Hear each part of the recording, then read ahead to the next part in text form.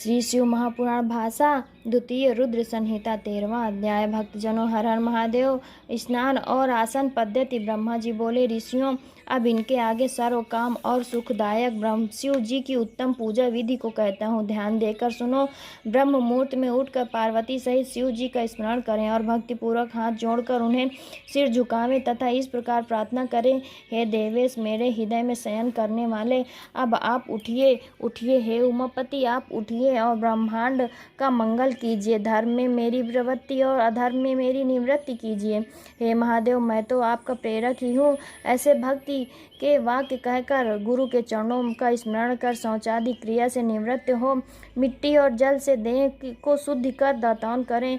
सूर्य के निकलने से पहले दातान करके जल में 16 बार कुल्ला करें तथा षष्ठी आदि यम की तिथि और नवमी को रविवार हो तो इन दिनों में दातान न करें।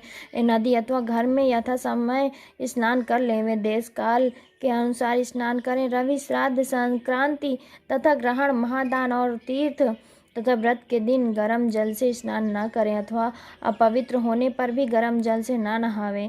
क्रम के वारों को देखकर ही तेल लगावें। फिर पूर्व दिशा की ओर मुख करके स्नान करें और ऋषियों तथा पितरों की प्रसन्नता के लिए तर्पण करें। धुला हुआ वस्त्र धारण करें। फिर मृग चर्मादि पर बैठकर आसन लगा त्रिपुंड लगावें। भस्म के अभाव में जल से ही त्रिपुंड लगा लेना चाहिए। त्रिपुंड धारण कर रुद्राक्ष धारण करें। फिर अपने सब कर्मों की सिद्धि के लिए शिवजी से आराधना करें। फिर मंत्र पूर्वक 3 बार आचमन करें अथवा गंगा बिंदु ऐसा कहता हुआ एक ही बार आचमन करें। फिर गुरु से सीखे हुए विधान से यथाशक्ति सब पूजन सामग्रियों को शिव जी के समीप स्थापित करें और धीरतापूर्वक जल, गंध, अक्षत से युक्त एक आर्ध पात्र लेकर उपचार की पूर्ति के लिए दक्षिण भाग में स्थापित कर गुरु को स्मरण कर भेंट की एक मुद्रा दिखाकर सिंदूरादि पदार्थों से विघ्ननाशक शिव जी की पूजन करें। फिर द्वार पर स्थित महोदर नामक द्वारपाल की पूजन करें। तत्पश्चात सती पार्वती जी की पूजा करें और उन चंदन, कुमकुम और अनेक प्रकार के धूप दीपों से उनकी और नाना प्रकार के नैवेद्यों से शिव जी की पूजा करें। इस प्रकार गुरुमुख से और भी जो बहुत सी पद्धतियाँ और पूजा प्रकार है सीख कर वेद मंत्रों से शिव जी को स्नान कराकर उनकी पूजा करें। गुरु से उपदिष्ट मार्ग से मंत्र का उच्चारण कर यथा संख्या और यथा ज्ञान मंत्र विधि करें। नाना प्रकार के स्त्रोतों से प्रतिपूर्वक वृषभ ध्वज शिव जी की स्तुति करें।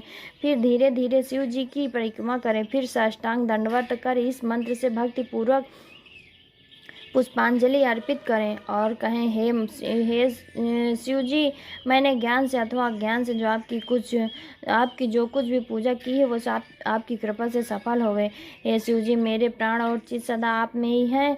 और हे गौरीश, हे भूतनाथ, मुझ पर प्रसन्न होइए।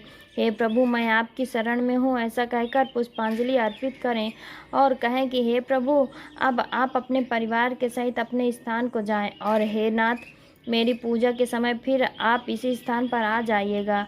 इस प्रकार भक्त वत्सल भगवान शंकर जी को बहुत प्रार्थना कर अपने हृदय में विसर्जन कर उनके जल को सिरोधार्य करें। हे मुनियों, इस प्रकार शिव जी की पूजा की एक और विधि मैंने तुमसे कही।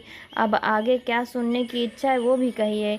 इति श्री शिव महापुराण द्वितीय रुद्र संहिता का 13वां अध्याय समाप्त। भक्तजनों, हर हर महादेव। भक्तजनों, मेरी ये कथा आपको अच्छी लगे तो कृपा करके मेरे चैनल को लाइक, सब्सक्राइब और कमेंट ज़रूर कर दीजिएगा। बेल आइकन भी दबा दीजिएगा। भक्तजनों, हर हर महादेव।